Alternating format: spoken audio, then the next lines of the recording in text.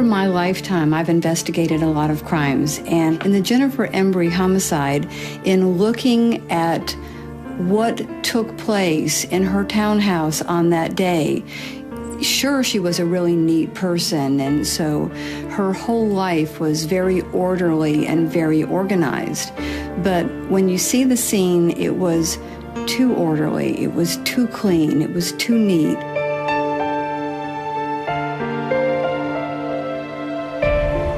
A crime scene that doesn't quite add up. 29-year-old Jennifer Embry is found dead in her bathtub. Could it have been an accident, or was it murder?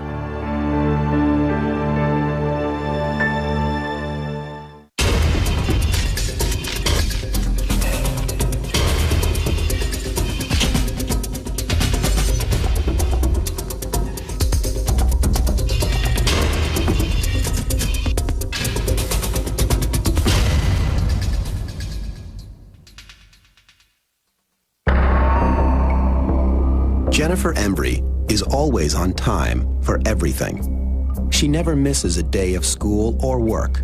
So on one January morning, when she doesn't show up for either, her brother gets worried and decides to stop by her house. What Ricky told us was he went up to the door, saw that Jennifer's car was there, noticed that the lights were on in the house, went up to the front door, and as he placed his key to the lock, the door swung open. Ricky Embry calls out his sister's name, but gets no answer. As he walks towards Jennifer's room, he checks the bathroom and finds Jennifer lying motionless in the tub. There was no signs of any type of forced entry into the house, anything physical that would look like somebody had torn or broken in any place. I had a young lady in a bathtub who was deceased in an unsecure house. Detective Hinson notices that the lights are on in every room, and the house is spotless. You could almost see the sweeper marks in the carpet where it looked like it had been swept. Jennifer's bed is neatly turned down, and the bathroom where her body was found is as clean as the rest of the house. There were some throw rugs around the toilet. There was a pair of slippers on the floor. There was some towels on the top of the toilet lid that was closed. And then there was, on the countertop by the sink, a nightie and some panties. At first glance, it looks like Jennifer may have passed out in the tub while taking a bath and then drowned. But something about the scene bothers Detective Hinson. The shower curtain was on the outside of the tub, and both of the chiffon and the shower curtain itself was pushed to the one side. The rods were somewhat askew a little, and on one end of the shower rods was looked like a towel or a washcloth of some type that looked like as if they had been pressed in there to keep the shower rods up. It didn't look normal, and I didn't have enough information, which is why we decided to proceed with processing the scene with the way we did. The body is sent to Dr. Bonifacio Floro, the medical examiner in the city of Jacksonville, to determine whether or not this is an accidental death. It could have been an accidental drowning. That's why we're there, and we would like to know more about the person. We would like to know if this person had illness or organic brain disease to rule out. And I found out later on that she was a healthy young female. There is no reason for her to, say, die of drowning due to epileptic seizure. In the course of his examination, Dr. Floro also observes evidence of a sexual assault, so DNA is sent to the lab for testing. When he notices some bruising around the neck, Dr. Floro concludes that this is no accident. This was a homicide. Jennifer died of strangulation and drowning. Knowing that a killer is on the loose, Detective Hinson wastes no time calling an old friend to assist him with the case, Special Agent Dale Hinman. From the moment she sees the crime scene photos, Hinman knows that there is more to this homicide than meets the eye. Everything about this crime, to me, looked like that the victim had been placed in the bathtub on purpose to look as though this crime was an accident. So I felt that the whole scene was staged to make it look like something that it wasn't. Agent Hinman has plenty of experience reading between the lines of a crime scene. As the first female profiler in the state of Florida, Hinman has investigated hundreds of cases since her training at the FBI profiling unit in Quantico, Virginia. That training allowed her to develop a special instinct, the ability to place herself in the role of victim and killer.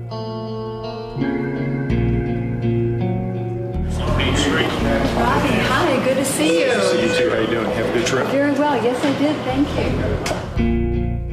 you. Before a profile of the killer can be developed, Hinman needs to take a close look at the facts of the case, especially the photographic evidence. It's so overly staged that it becomes suspicious by how much is done. The position of the slippers here is totally unnatural for someone taking them off. When people are getting ready for a shower, they would face the mirror, or using the toilet, they would be here, but why take them off in this direction? Or step out of them in the direction of the shower. And when you take things from your drawer and bring them into the bathroom, you don't carry them folded. You just carry them and let them hang. Right, like the towels on the toilet seat, and the fact that all the shower curtains were pushed to one side when they were actually, you remember when we were talking, they were actually the ornate ones that kind of draped. But there was no evidence of any struggle throughout the house. She was a neat and tidy housekeeper, but this is beyond neat and tidy. This is homicide crime scene cleanup. Agent Hinman and Detective Hinson speculate that Jennifer was probably attacked in her bathroom. Had she pulled the shower rod from the wall as she struggled for her life? Had the killer then drowned her and tried to cover his tracks by placing the broken shower rod back in its place? In Jacksonville, Florida, a 29-year-old woman is found dead in her bathtub. But what looks like an accident turns out to be murder. Now, in order to catch a killer, investigators must learn more about the victim. Jennifer Embry was a low-risk victim participating in a low-risk activity. She had 2 jobs and was a student, so she came in contact with a lot of people, but she came straight home, went into her apartment, and locked her door. This shouldn't have happened to her. Jennifer's good friend Carol Thomas remembers that Jennifer was extremely security conscious, both in and out of the house. When she get in the car, she locks her door. She keep her house locked, very secure. She was very protective. Always, try to go the safe route. She didn't try to go anywhere alone. And according to friends and family, Jennifer was nearly impossible to dislike. When I initially found out, the first thing I said was, whoever done it could not have known her. It had to be a stranger, because no one that knew her would want to hurt her. She was just that type of person. But someone had done more than hurt Jennifer. They had killed her. And for Detective Hinson, everyone who knew Jennifer is a suspect.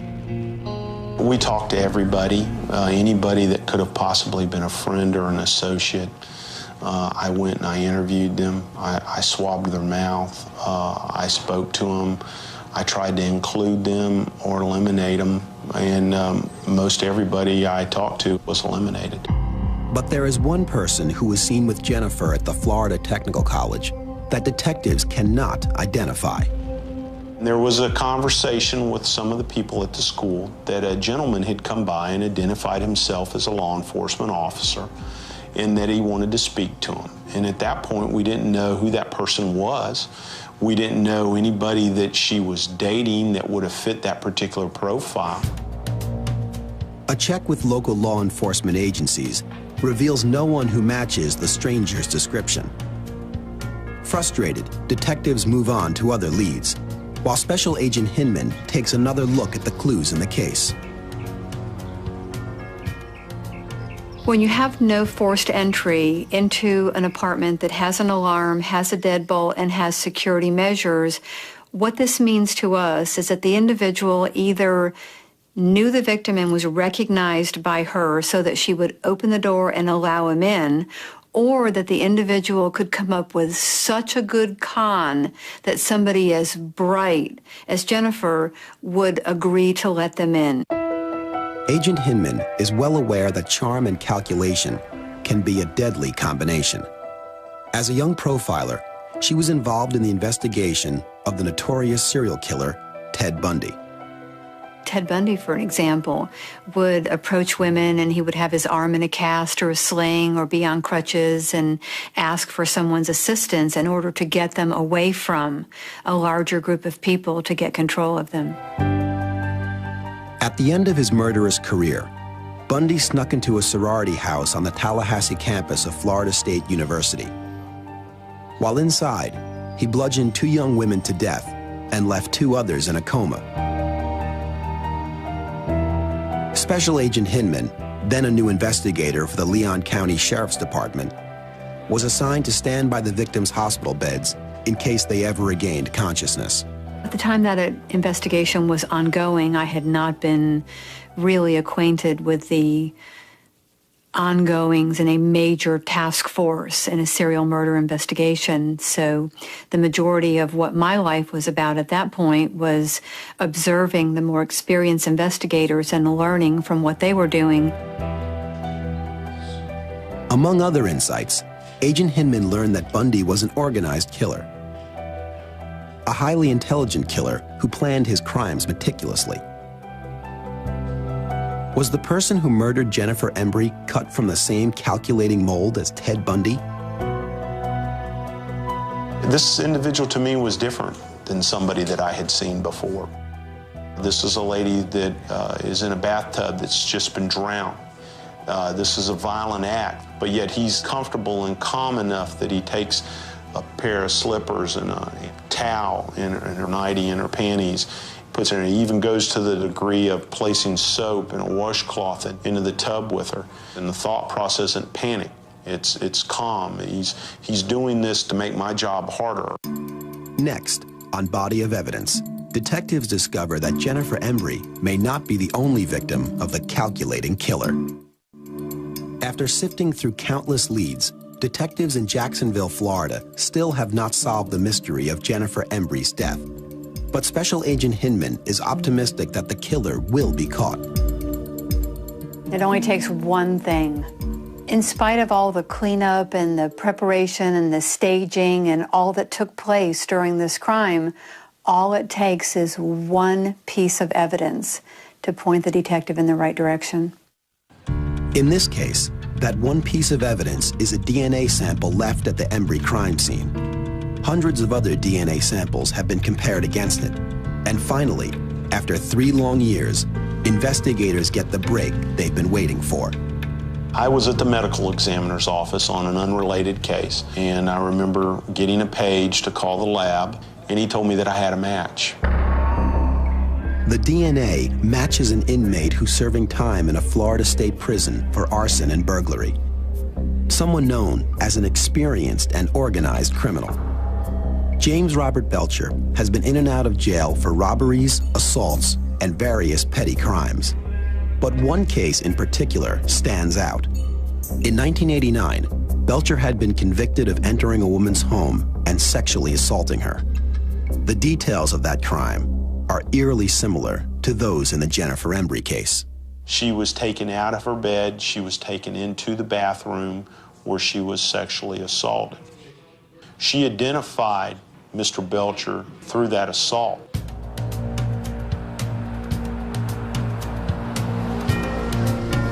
But there is one major difference. Belcher's first victim lived to tell her tale. Jennifer Embry did not. Why the difference? Agent Hinman theorizes it could be as simple as this. He learned from his mistakes. If you are involved in a crime where the person identifies you and you are punished for it and go to prison, if you're going to commit the same crime over again and you kill the victim, then essentially you can get away with it because there isn't a witness or the victim that can turn you in or report you. A closer look at Belcher's criminal record by prosecutor Bernie de la Rionda reveals another possible connection between Jennifer Embry's case and the victim who had been attacked by James Belcher years before. The victim in the prior case described him as maybe like a law enforcement person, like an FBI agent or something, very well dressed, well spoken. Everything begins to fall into place for Detective Hinson.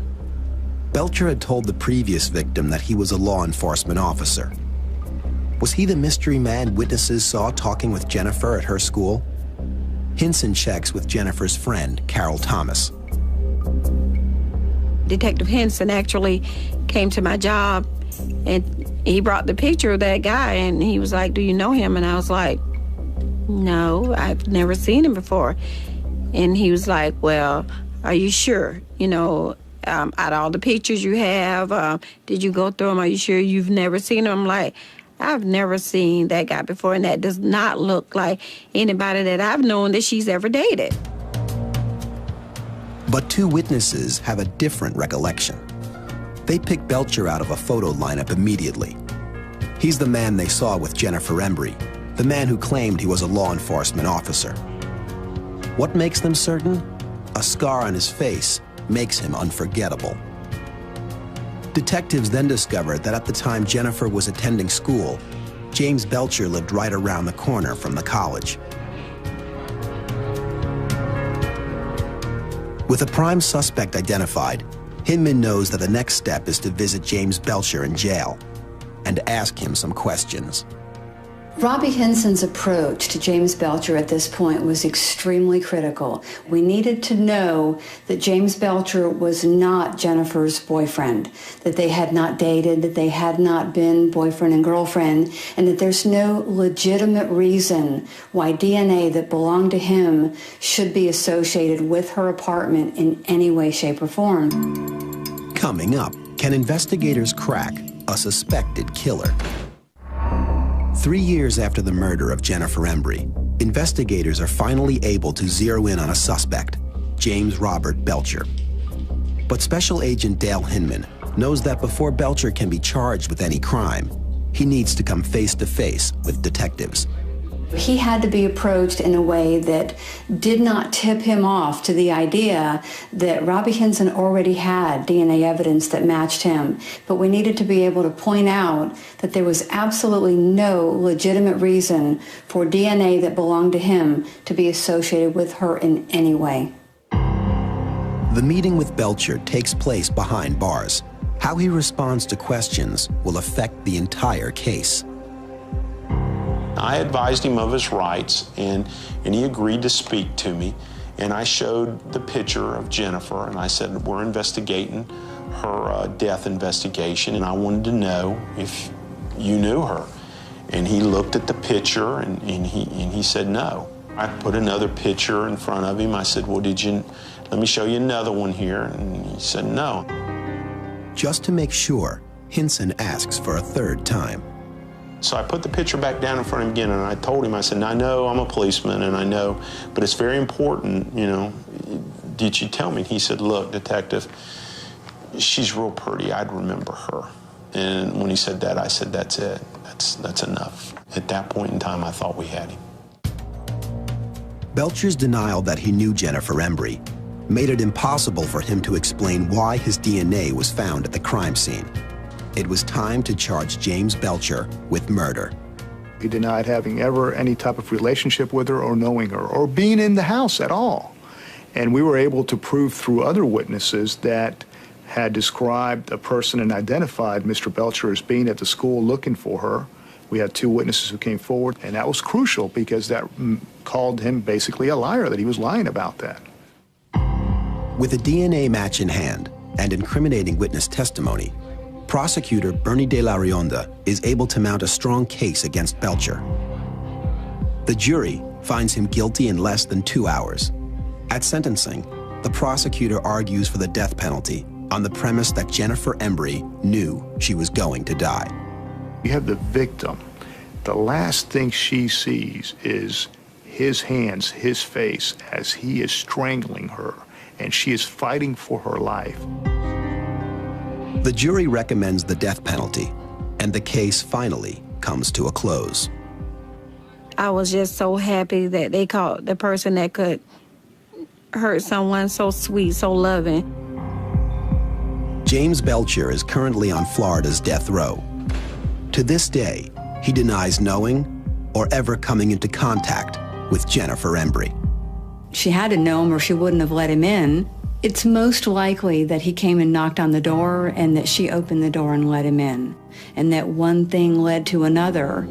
And what he wanted to do was not something that was in character for what she wanted to do. And so he forced her, and that he had to kill her so that she wouldn't report him. This is a crime that just should not have taken place. Jennifer was doing everything right. She was a wonderful person, a wonderful member of her family and of her community. She was working so hard at the 2 jobs and going to school. She was going to really be somebody. And it's just such a tragedy that this happened to her and that her family is forever robbed of her being there.